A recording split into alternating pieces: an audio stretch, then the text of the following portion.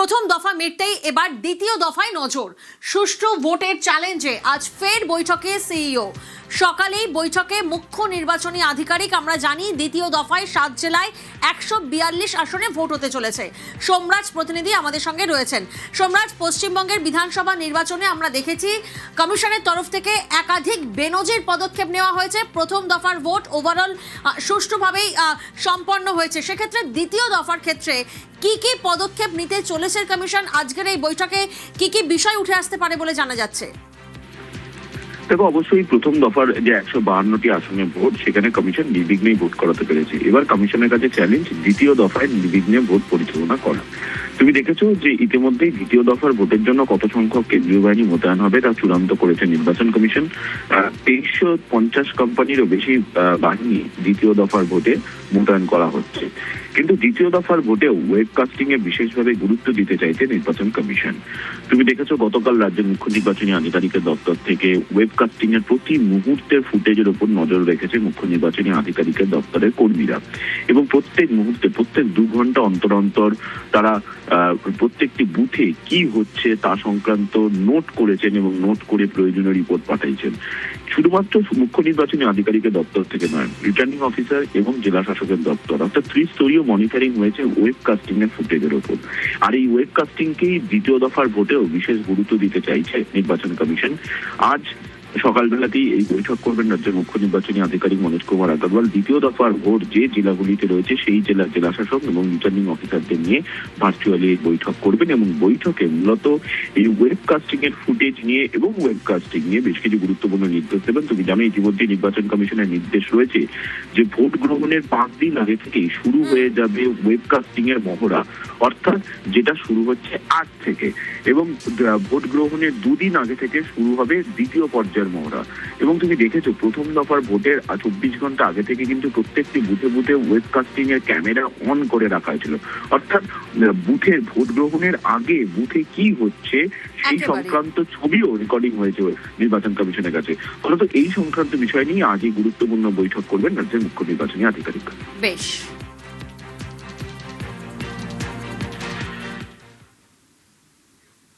তবে প্রথম দফায় বাহিনীর ভূমিকায় অখুশি কমিশন। অনেক ক্ষেত্রেই দেরিতে পৌঁছানোর অভিযোগ, বাহিনী দেরিতে পৌঁছানোয় অসন্তুষ্ট সিইও। জেলা শাসকদের কড়া পদক্ষেপের নির্দেশ সিইওকে ফোন করে খোঁজ খবর জ্ঞানেশ কুমারের। আরো ভালো পারফরমেন্সের পেপটক জ্ঞানেশের।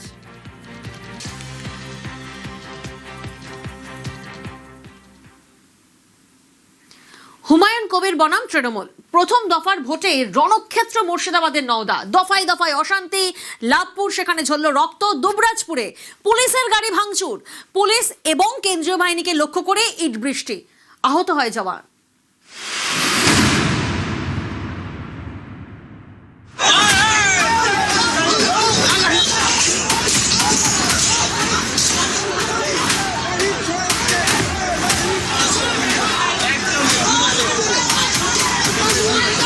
বাঁশ দিয়ে মেরে গাড়ি ভাঙচুর।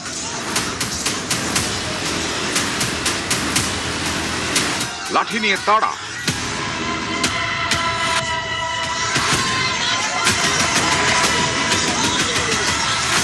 ইট বৃষ্টি।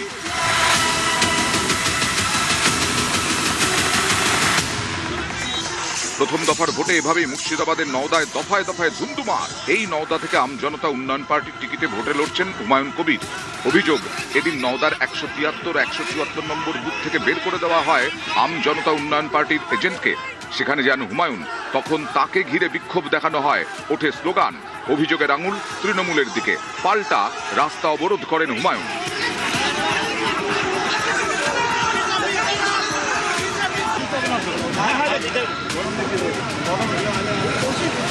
ঘণ্টাখানেক পরে এই অবরোধ তুলে দেয় পুলিশ এবং কেন্দ্রীয় বাহিনী।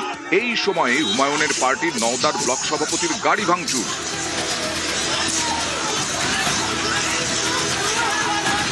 অভিযোগ, তৃণমূল এই ভাঙচুর চালায়। পাল্টা আসরে নামে আমজনতা উন্নয়ন পার্টি। লাঠি নিয়ে তেড়ে যায়, শুরু করে ইট বৃষ্টি।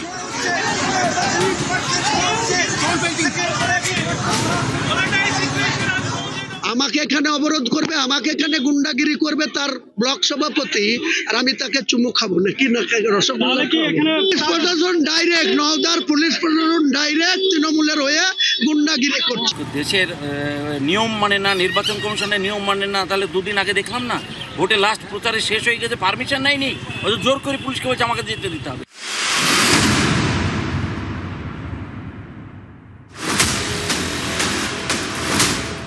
মুর্শিদাবাদেরই ডোমকল বিধানসভা আসনের রায়পুর ভোটের আগের দিন রাতে এখানে সিপিআইএম তৃণমূল সংঘর্ষ, আহত দুপক্ষের বেশ কয়েকজন। লাগলো গালাগালি করতে আচ্ছা, কাকে কাকে মেরেছে? আমার ছেলে রাকিবুলকে আর আমাকে মহাবুল। অপরাধ কি কি বলছে, কেন মারলো? কেন মারলো বলতে হলে যে ছেলের সাথে ফোনে গালাগালি হয়েছিল। আচ্ছা, ওরা কোন পার্টির লোক? ওরা টিএমসি পার্টির লোক। ভোটের দিন সকালেও হাওয়া গরম, ভোটারদের ভয় দেখানোর অভিযোগ ওঠে।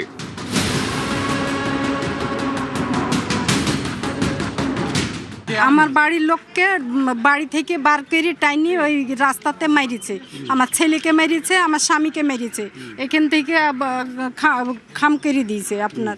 আর আমি বসে বসে রাস্তায় কান শুনে এই পুলিশ আমাকে দু বাড়ি তিন বাড়ি মেরেছে। মিথ্যা কমপ্লেন করছে, ফলস কমপ্লেন করছে। আমি বললাম যে ভয়ের জন্য মাদুলি দিতে পারি, আমি এছাড়া আর কিছু করতে পারবো না। সেন্ট্রাল ফোর্সকে বলুন বাড়ি থেকে নিয়ে যাবে, বাড়িতে আসে বলছে বেরোতে দিচ্ছে না। এটা কোনো কথা হলো? ডোমকলে একদম পিসফুল ভোট হচ্ছে। বীরভূমের দুবরাজপুরের বুধপুর, অভিযোগ এখানে তৃণমূল ভোট দিলে ভিভিপ্যাটে দেখাচ্ছে বিজেপিতে ভোট পড়ছে। এ নিয়ে বিক্ষোভ দেখান স্থানীয়রা, পুলিশের গাড়িতে ভাঙচুর করা হয়।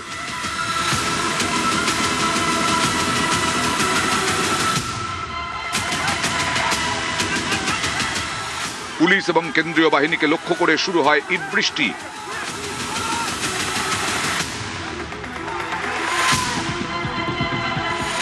আহত হন এক জওয়ান।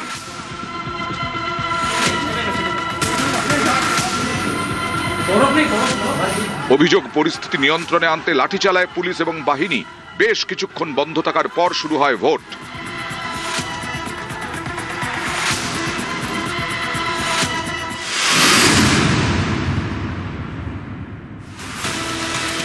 বীরভূমেরই লাভপুর, এখানকার ভ্রমরকোল এলাকায় উত্তেজনা। বিজেপি প্রার্থী দেবাশিস ওঝার এজেন্ট বিশ্বজিৎ মণ্ডলের ওপর হামলা, তার মাথা ফাটে। আহত হন বিজেপির আরো 2 কর্মী। অভিযোগের আঙুল তৃণমূলের দিকে, তারা মানতে নারাজ।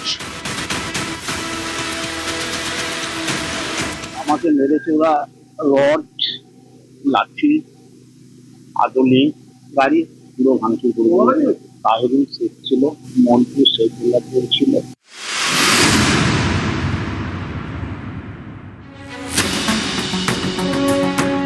বীরভূমের মুরারোয়ে কংগ্রেস তৃণমূল সংঘর্ষ, আহত হন কংগ্রেসের 2 কর্মী।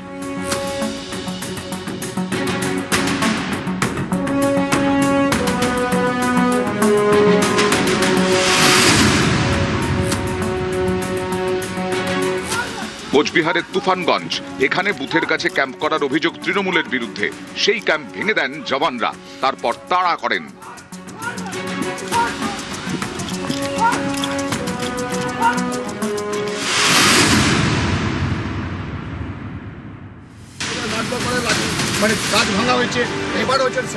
আসানসোল দক্ষিণের বিজেপি প্রার্থী অগ্নিমিত্রা পল, এদিন হীরাপুর থানা এলাকায় তার গাড়িতে ভাঙচুর করা হয়। অভিযোগের আঙুল তৃণমূলের দিকে, তারা মানতে নারাজ।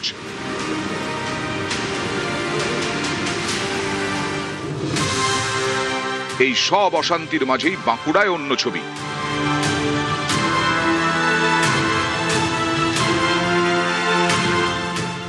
তালডাংরা তৃণমূল প্রার্থী ফাল্গুনী সিংহবাবু, স্কুল শিক্ষক। ভোটের দিন হঠাৎ দেখা, তৃণমূল প্রার্থীর পায়ে হাত দিয়ে প্রণাম করেন বিজেপি প্রার্থী সৌভিক পাত্র। নিউজ 18 বাংলা। এসআইআর এর পর প্রথম ভোট, প্রথম দফায় ভোটের হারের রেকর্ড। রাত 9টা পর্যন্ত ভোট পড়েছে 92.45%।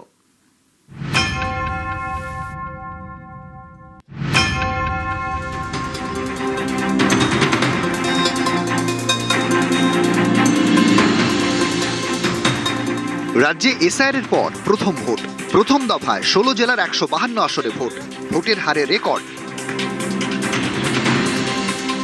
বৃহস্পতিবার ভোট শুরু হতেই অনেক জায়গায় লম্বা লাইন।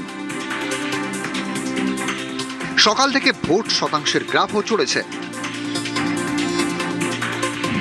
সকাল 9টায় ভোটের হার 18.76%, সকাল 11টায় 41.11%, দুপুর 1টায় 62.18%, দুপুর 3টে পর্যন্ত 78.77%, আর বিকেল 5টায় 89.93%, অর্থাৎ প্রায় 90%, সন্ধ্যে 6টায় 91.40%। সন্ধ্যের পরও রাজ্যের বহু কেন্দ্রে একাধিক বুথে ভোটারদের লাইন, ফলে এই ভোটের হার আরও বাড়বে। এই ভোটের হার আগের রেকর্ড ভেঙে দিয়েছে। এদিন 16টি জেলায় ভোট হয়। 2021 সালের বিধানসভা নির্বাচনে এই 16 জেলায় গড়ে ভোটের হার ছিল 82.41%। 2024 সালে লোকসভা ভোটে 79.03%। এবার সন্ধ্যে 6টা পর্যন্ত 91.40%। ভোট শেষে এক বার্তায় মুখ্য নির্বাচন কমিশনার জ্ঞানেশ কুমার জানিয়েছেন, পশ্চিমবঙ্গ তামিলনাড়ুতে স্বাধীনতা পরবর্তী নির্বাচনে সর্বোচ্চ ভোট পড়েছে। জাতীয় নির্বাচন কমিশন দুই রাজ্যের ভোটারদের স্যালুট করছে। অনেকেই মনে করছেন এরকম ভাবে ভোটের হার বেড়ে যাওয়ার মূল কারণ এসআইআর। ধরুন এসআইআর হওয়ার আগে কোনো বুথে 100 জন ভোটার ছিলেন, তার মধ্যে ভোট দিতেন 70 জন, অর্থাৎ ভোটের হার 70%। এবার ধরুন এসআইআরে ওই বুথে 20 জনের নাম বাদ গিয়েছে, ফলে এখন মোট ভোটার 80। আগের বারের মতো এবারও 70 জনই ভোট দিলে ভোটের হার 87.50%, অর্থাৎ একই সংখ্যক ভোটার ভোট দিলেন, কিন্তু এসআইআরের কারণে ভোটের হার অনেকটাই বেড়ে গেল। অনেকের মতে এর বাইরেও কারণ রয়েছে, তার পিছনেও এসআইআর। অনেকের মনে আতঙ্ক, এসআইআর এর পরে এবার ভোট না দিলে নাম বাদ হয়ে যাবে। হ্যাঁ, ভয়ের জন্য যে সারাই চলছে, ধরুন যাতে আমাদের বাচ্চাদের কোনো ভোটার লিস্ট না হয়, তার ভবিষ্যতের জন্য আমরা ভোটটা দেওয়ার জন্য বাড়ি যাচ্ছি। ব্যাঙ্গালোর থেকে আসছি এই ভোট দেওয়ার জন্য। অনেক কাজ করি আমরা, সব করে যাই। আমাদের এখানে যেগুলো আছে সবারই নাম আছে। আমরা ব্যাঙ্গালোর থেকে আসছি, আমরা সব শাটারিং কাজ, লোয়া রোডের কাজ, সব কাজ করি। আর ভোট দেওয়ার জন্য আমরা সবাই চলে এলাম। নিউজ 18 বাংলা। যেখানে বিপুল ভোটদান সেখানেই জয়ী পদ্ম। গতকাল কৃষ্ণনগরের সভায় আত্মবিশ্বাসী মোদি। असम, केरलम और पुडुचेरी में भी मतदान संपन्न हुआ है। वहां भी रिकॉर्ड मतदान हुआ है। पहले भी हमने देखा है देश में जहां जहां भारी मतदान हुआ है वहां बीजेपी को प्रचंड विजय मिली है।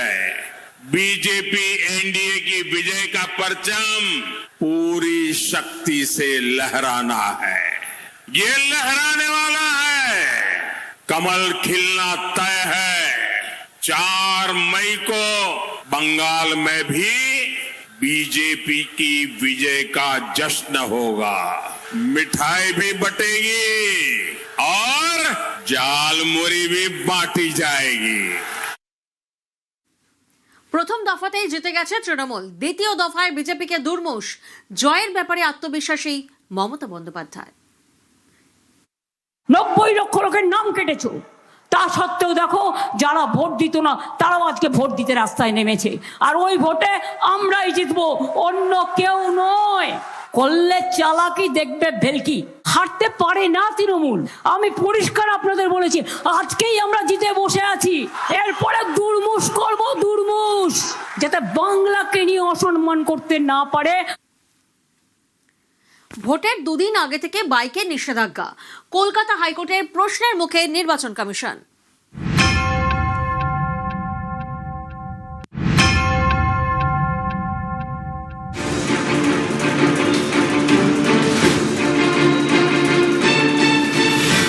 ভোটের বাংলায় মোটর বাইক নিয়ে কড়া নির্বাচন কমিশন। তাদের নির্দেশ, ভোটের দুদিন আগে সন্ধে 6টা থেকে পরদিন সকাল 6টা পর্যন্ত বাইক চালানো যাবে না। ভোটের দুদিন আগে সকাল 6টা থেকে সন্ধে 6টা পর্যন্ত বাইকের পিছনে কাউকে বসানো যাবে না। এই নির্দেশকে চ্যালেঞ্জ করে কলকাতা হাইকোর্টে মামলা হয়। বৃহস্পতিবার হলো শুনানি। সেখানে বিচারপতি কৃষ্ণা রাওয়ের একের পর এক প্রশ্নের মুখে পড়ে নির্বাচন কমিশন।